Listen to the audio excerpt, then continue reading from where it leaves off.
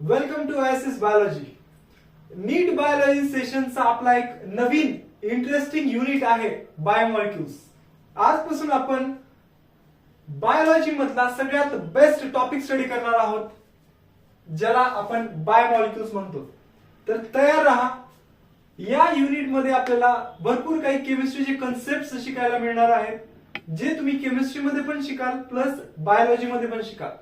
म्हणजे या चॅप्टरचं weightage chemistry plus biology या दोघांना मिळून असेल. तर बायोमॉलिक्युल्स चॅप्टर आपण स्टार्ट करूयात with the definition of the biomolecules. Biomolecules are nothing but the organic molecules essential for life.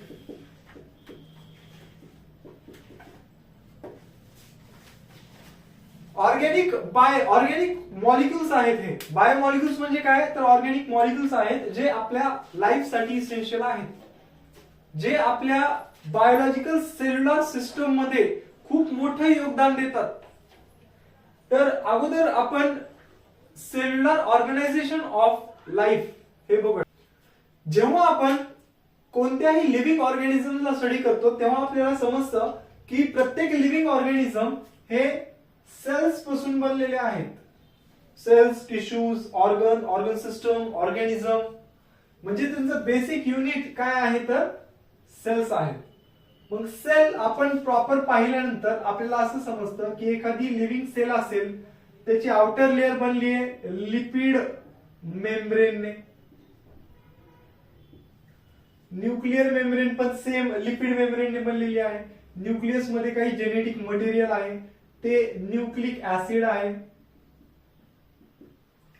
Cells मध्ये या मेम्ब्रेन वरती काही कार्बोहायड्रेट्स आपल्याला दिसतात, जे काही रिसेप्टॉर्स म्हणून काम करतात. हे कार्बोहायड्रेट्स आहेत.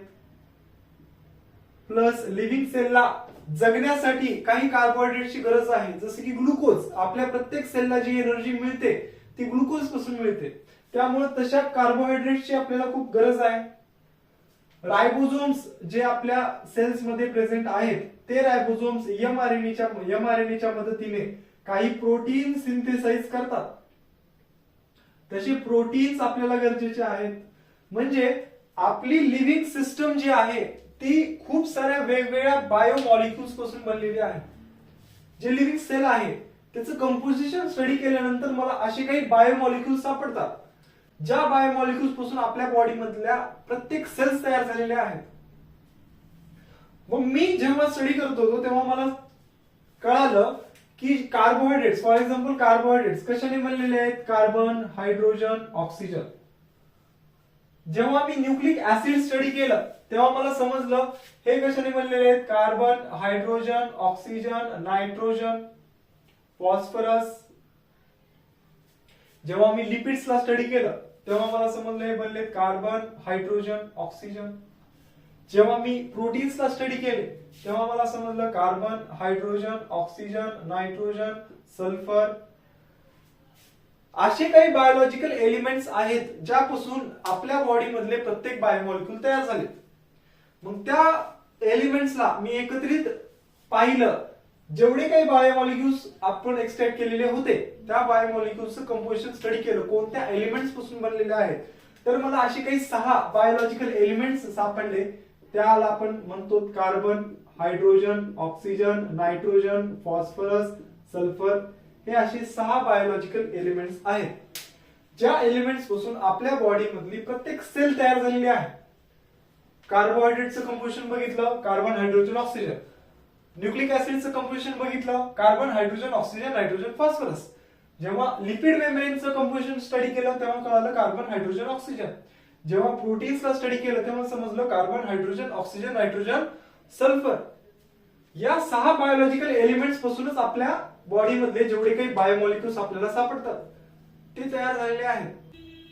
मग हे जे बायोमॉलिक्युल्स आपल्या बॉडीमध्ये प्रेझेंट आहेत, हे बायोमॉलिक्युल्स 2 फॉर्म मध्ये प्रेझेंट असतात. पहिला फॉर्म असेल पॉलिमर फॉर्म. बायोलॉजीचं एक वैशिष्ट्य आहे, नावामध्येच अर्थ लपलेला असतो. आणि दुसरी आहेत मोनोमर फॉर्म. पॉली म्हणजे अनेक, म्हणजे एकापेक्षा जास्त युनिट्सने बनलेले असतील त्याला आपण पॉली म्हणतो. आणि मोनो म्हणजे एक, ज्याच्यामध्ये फक्त सिंगल युनिट असेल. म्हणजे जर एखादा बायोमॉलिक्यूल कॉम्प्लेक्स असेल, खूप साऱ्या छोट्या छोट्या मोनोमर युनिट्सने बनलेला असेल. पुढे जाऊन बघूयात कार्बोहायड्रेट्स कशाने बनलेत, न्यूक्लिक ऍसिड्स कशाने बनलेत. बट हे जे बायोमॉलिक्युल्स आहेत ते कॉम्प्लेक्स फॉर्म मध्ये प्रेझेंट असतात, as well as they are also present in their monomeric form. So polymer, monomer. तर एक उदाहरण म्हणून बघूयात आपण कार्बोहायड्रेट्स. त्यांचा पॉलिमर फॉर्म आहे स्टार्च, मोनोमर फॉर्म आहे ग्लुकोज. हे उदाहरण आहे. म्हणजे हे जर पॉलिमर फॉर्म मध्ये असतील तर ते स्टार्चच्या फॉर्म मध्ये प्रेझेंट असतील. खूप सारे ग्लुकोज मॉलिक्युल्स एकत्रित एक चेन फॉर्म करतात आणि त्या चेनला आपण स्टार्च म्हणतो. म्हणजे जो पॉलिमर फॉर्म असेल तो स्टार्च असेल, जो मोनोमर फॉर्म असेल तो ग्लुकोज असेल. त्यानंतर आपण प्रोटीन्स पाहिले. प्रोटीन्स कशाने बनलेले आहेत, त्याचा पॉलिमर फॉर्म त्याला आपण पॉलीपेप्टाइड म्हणतो. आणि मोनोमर फॉर्म जो आहे तो कशाने बनलेला आहे, अमायनो ऍसिड्सने बनलेला आहे. जर न्यूक्लिक ऍसिड स्टडी करायचा असेल तर त्याच्या पॉलिमर फॉर्मला आपण पॉलीन्यूक्लियोटाइड म्हणतो आणि मोनोमरिक फॉर्मला आपण न्यूक्लियोटाइड म्हणतो. म्हणजे न्यूक्लियोटाइड्स हे बेसिक युनिट झाले. हे न्यूक्लियोटाइड्स एकत्रित येतात आणि एक चेन फॉर्म होते, त्याच्यापासून nucleic acid that is polynucleotide तयार होतो. कार्बोहायड्रेटचा पॉलिमरिक फॉर्म आपण त्याला म्हणतो पॉलीसॅकराइड. पॉली म्हणजे अनेक, सॅकराइड म्हणजे शुगर युनिट्स.